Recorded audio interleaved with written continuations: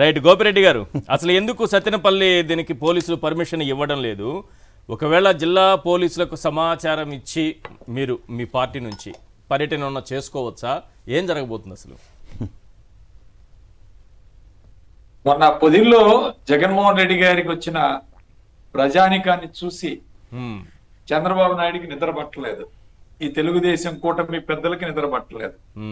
ఎందుకంటే ఊహించలేదు, దాదాపు 50,000 మంది వచ్చారు మొన్న పొదిల్లో.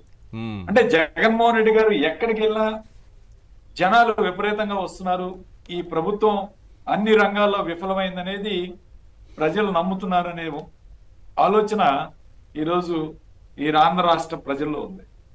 ఎందుకంటే జగన్మోహన్ రెడ్డి గారు వస్తే జనం, జగన్ అంటే జనం, జనం అంటే జగన్.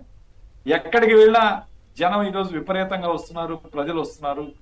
వాళ్ళు రియలైజ్ అయ్యారు, మేము తప్పు చేశాము, జగన్మోహన్ రెడ్డి గారిని ఓడించి ఈ కూటమి ప్రభుత్వం ఏదో చేస్తుందని వాళ్ళ యొక్క ఆశలన్నీ కూడా ఆవిరైపోయిన తర్వాత ఈరోజు జగన్మోహన్ రెడ్డి గారిని చూడటానికి వాళ్ళ తప్పును తెలుసుకొని ప్రజలు ఈరోజు కదిలి వస్తూ ఉన్నారు.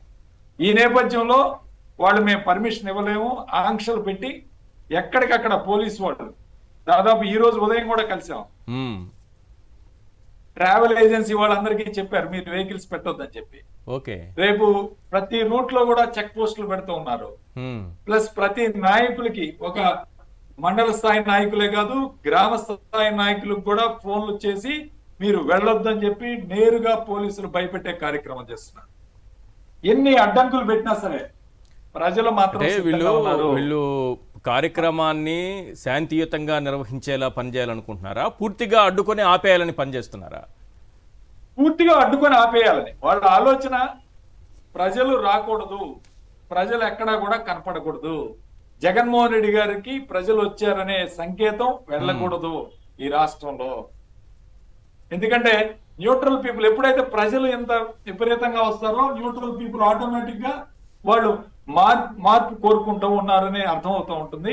కాబట్టి ప్రజలు రాకూడదు అనే ఆలోచనతో ప్రభుత్వ పెద్దలు ఇవాళ చంద్రబాబు నాయుడు, లోకేష్ వాళ్లే ఈరోజు కింద అధికారులతో మాట్లాడి ప్రజలు రాకుండా ఎలా చేయాలో అన్ని పనులు మీరు చేయండి, అన్ని ఆలోచనలో పెట్టండి అని చెప్పి క్లియర్ కట్ గా సంకేతాలు పంపిస్తున్నారు.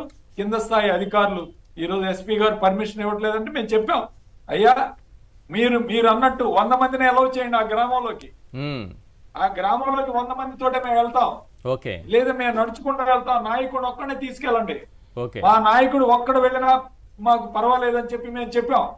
అయినా సరే మేమేమో పోలీసులు లేరు, మేము 1000 మంది వస్తే మేము సెక్యూరిటీ ఇవ్వలేము అని చెప్పి ఆయన మాటలు తప్పించుకునే. 1000 మంది వస్తే అక్కడ కొంచెం పాజ్ ఇస్తే ఇది చూసి తట్టుకోలేరు, కొందరు తట్టుకోలేరు. అది ఇప్పుడు మేము జగన్మోహన్ రెడ్డి గారు వస్తున్నారని, ఈ ప్రాంతానికి వస్తున్నారని చెప్తేనే అక్కడ వేలాది మంది వస్తున్నారంటే, ముఖ్యంగా పల్నాడు జిల్లాలో విపరీతమైన అభిమానం ఉంది.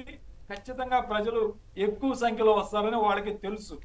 అందుకని కావాలని ఈరోజు ఆరోపణలు చేసి అడ్డుకోవాలని చెప్పి మళ్ళీ వాళ్ళ స్వయంగా ఒకటి చెప్పండి సార్, సత్తెనపల్లి మీటింగ్ పెట్టారు, మేము పర్మిషన్ ఇవ్వట్లేదని చెప్పి. ఒకటి చెప్పండి, చంద్రబాబు నాయుడు గారు పదే పదే ఆ భూతాన్ని భూస్థాపితం చేస్తానని పదే బహిరంగ సభల్లో, టీవీ ఇంటర్వ్యూల్లో ఓపెన్ గా చెప్పేస్తున్నారు. నాకు తెలిసి దేశంలో ఏ ముఖ్యమంత్రి కూడా ఇట్లా చెప్పినట్టు నేనైతే ఎక్కడా చూడలేదు, ఎక్కడా వినలేదు. ఇప్పుడు ఇలాంటి పర్యటన చేస్తే, ఒకవేళ మీరు పర్యటనకు వెళితే చంద్రబాబు నాయుడు గారు ఏదైతే చెబుతున్నారో అది చేయడానికి ఒక అవకాశం, లేకపోతే ఒక అస్త్రం, లేకపోతే అల్లర్లు, ఘర్షణలు, వీటికి ఒక అవకాశం ఇచ్చినట్టు అవుతుంది కదా. ఆల్రెడీ అసలు భూతం అంటాం, భూస్థాపితం చేయడం అనే మాటలు నిజంగా దీన్ని లీగల్ గా మనం కోర్టుల ద్వారా ఛాలెంజ్ చేయాల్సిన అవసరం ఉందండి. ఎక్సలెంట్ నేను అనుకుంటున్నా, బాగా చెప్పారు. ఒక ప్రతిపక్ష నాయకుడిని ఈ విధంగా భూస్థాపితం చేయడం అంటే అర్థం ఏంటంటే, అంటే ఆయన లేకుండా మీరు చేయాలనే ఆలోచన. ఎంత క్రూరంగా, ఎంత నిస్సిగ్గుగా ఈరోజు ఒక ముఖ్యమంత్రి స్థాయిలో ఉన్న వ్యక్తి మాట్లాడుతున్నాడంటే ఒక ప్రతిపక్ష నాయకుడి గురించి ఎలాంటి దారుణమైన పరిస్థితులు ఉన్నాయి రాష్ట్రంలో ప్రజలు అర్థం చేసుకోవాల్సిన అవసరం ఉందని చెప్తూ ఉన్నారు.